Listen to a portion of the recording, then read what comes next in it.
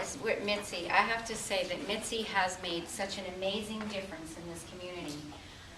She has asked so many people to step forward, and they have, and they've connected with the next person who's connected with the next person. And I'm not sure that Mity is aware of the tremendous gift that she has been to this community in helping us all come out of our closet and out of our shell and connect with one another. And I personally have done so many things because Mity said, come here, see this person, connect to that person, come to the library, you can speak here, let me help you with this. So Mity has been a light. She has truly been someone that does shine a light in Las Vegas, and it is the city of lights, but Mity is a very, very bright light, and we are very lucky to have her, and I'm glad that she's going to come back a lot stronger. Not that she wasn't strong enough to get no, but that she's going to take care of herself, and the wounded healer, you know, I mean, the healers do have to step back and take care of themselves. I am the founder of something called Emotional Sound Techniques. And nobody's ever heard of that because there are two techniques. One is like way over here. It's called tapping for the emotions, or emotional freedom techniques. Has anybody ever heard of tapping, any of the tapping? Okay, good, so half of you. We call it everything from emotional freedom techniques to Callahan techniques to emotional self-management, because as soon as somebody coins a phrase, energy psychology, whatever, then we have to be careful and we have to name it something else even though it's the same thing. The bottom line is with energy psychology or tapping techniques, we're using ourself to heal ourselves. So basically we just think of an issue and we tap on specific meridian points, and it allows us to delete that emotion. Somewhat like if we were in our laptop and we wanted to delete a picture or we wanted to delete a program, we have to bring it up and then we have to right click and then we have to delete. Well, we've been taught to stuff our emotions, so all of these tapping techniques are about thinking about them and then tapping. Some of them are actually just thinking about them, but they've made the art of self-healing so simple that 3-year-olds can do this. And we can do this in nursing homes with people that have got Alzheimer's. It takes away pain. It opens up the energy system. It is the most remarkable healing tool that we all have. We can the first thing in our body is a meridian system, first thing formed, and all we have to do is activate our thought process tap, and we can delete many things. We can heal many things. So most of you are capable of going on YouTube. Most of you are capable of going on the internet. You go to the internet and you put emotional freedom techniques, emotional sound techniques, tapping techniques, and you can spend the rest of your life learning these techniques. You can also simplify it and take 5 minutes to learn this technique, but as humans, we have this tendency to really want to complicate things. So on my website, I have a free download of my workbook, and Gary Craig has a free download. Just about everybody who does this stuff has created a free download. It's probably about 20,000 YouTubes on tapping, so it won't be hard for you to find out how to do this, and it's way too simple. So on one side of the coin, we have the tapping techniques, which saved my life. I went to Dr. Fuller Royal in 2001, and he basically saved my life in like a split second. It was pretty amazing. So way over here is the sound, another thing most people probably haven't heard of. Has anybody heard of sound therapy? Not music therapy, but sound therapy. Okay, great. Thank God. Okay, so few of you have, but it's not commonly known that sound could be so healing. We all know that we can break into tears when we hear a song that was played at our mother's funeral, or that we could hear the song Old Time Rock and Roll and just want to, you know, get up and dance. We know that it affects the emotional body the way nothing else can. You know, the most beautiful piece of music composed by the great composers will truly move us. But what we aren't really aware of is that if we get sound into the body, it's called vibroacoustics. So how would you get sound into the body? Well, you could do it with a tuning fork, where you could whack it and put it on your heart. And if it's the right frequency, especially what I'm using here is Om, and it's also for the heart chakra, some people say, this can immediately change the energy in your body in a split second. This is also the frequency of Om. Just by saying Om, we're healing ourselves. It's a sacred, sacred word. The most important part of sound healing, of course, is our own voice. So many of you probably don't know that you could record your voice and have it analyzed and find out that you have a B12 deficiency. And instead of giving you B12, they give you a sound. You can actually do a 2-minute recording of your voice and be diagnosed as to what you need, and they can give that to you with a sound. Her name is Dr. Sherry Edwards. She's brilliant. She's one of the greatest sound healers on this planet. But that just goes to show you what we can do with sound. A young mathematician in France developed a 29-second piece of sound frequencies that can take tomatoes and grow them twice as fast with no pesticides.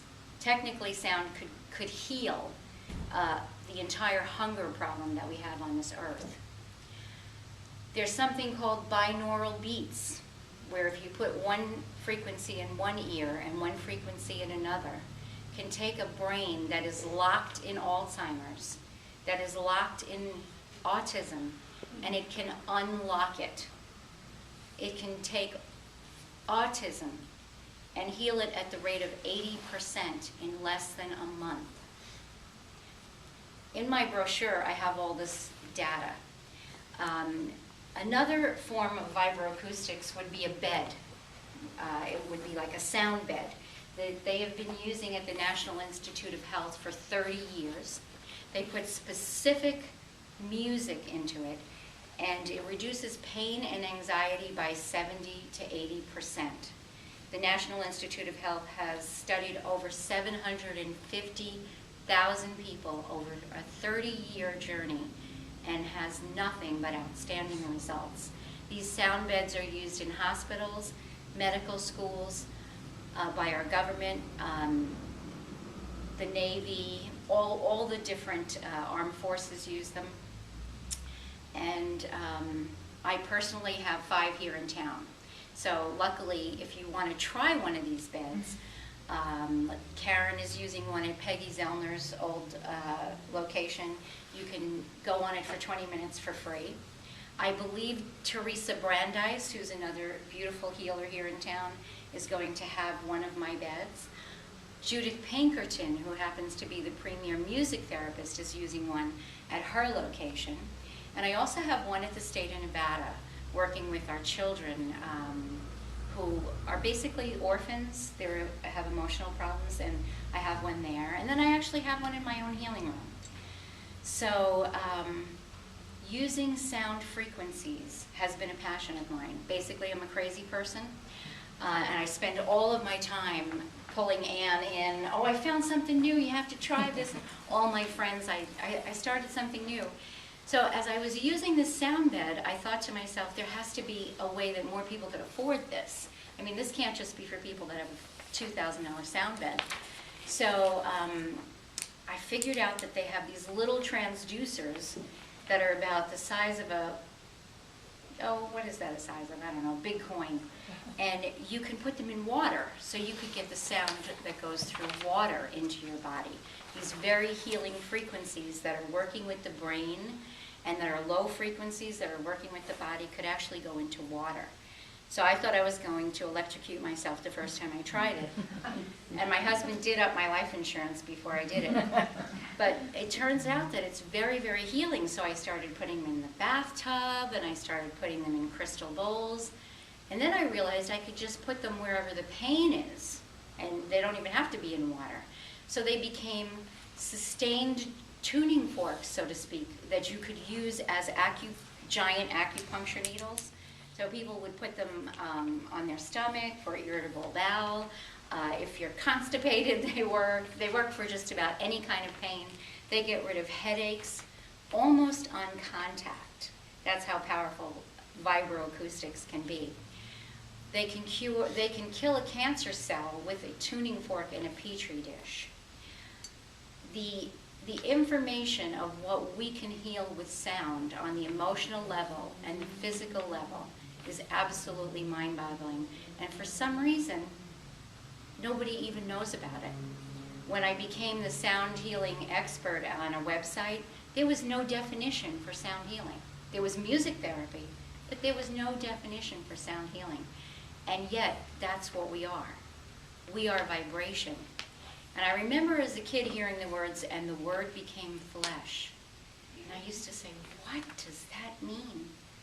And I realized now that it's sound becoming form. Sound takes form when it goes from the invisible realm into the physical realm. It passes through the dimension. And so my gift to everyone here, first of all, the raffle, gets a tuning fork and a workbook and a DVD, so you can learn how to use this wonderful tool to, instead of tap on your emotions, you can actually use the tuning fork. It's really good. You could scratch too if you keep it by the couch. And if that doesn't calm somebody down, you just hit them with it. So my DVD is actually great. It teaches you how to and how not to use the tuning fork, and why one particular frequency does one thing and one does another, and what's so great about the ohm frequency. So there's a 2.5 hour class there with a beautiful workbook to match, and a DVD. That's my my raffle for you guys. And what happened was I gave out hundreds of these iPods in these iPod cases that were healing people. And these are my friends that make this very specific vibroacoustic music, and they said, Regina, you really can't keep giving our music away because we're going to have to sue you because it's not legal. So they let me start, but then they were getting worried. And this is very specific music that takes a lot of work to layer in the binaural beats, layer in the lower frequencies. So I was up against a wall, and I had to decide what I was going to do about that. So I created my own recording studio. And so my first CD, the signature piece in this series that I'll be recording, of course I'm not a musician. Richard is my musician. And he's just surpassed all of my highest expectations. So the very first piece of music that we have composed is called Awaken the Heart's Fire. It's designed to rekindle that place where darkness seems to grow. And the binaural beats are embedded into it. It's a 30-minute piece, and CD is out there. I hope each and every one of you take it and listen to it with headphones on and enjoy the beautiful healing that you can bring to yourself with sound. So that is my gift to each and every one of you. So everything that's out on my table is my gift to you. And whoever wins the tuning fork is about to be discovered now, right? All right.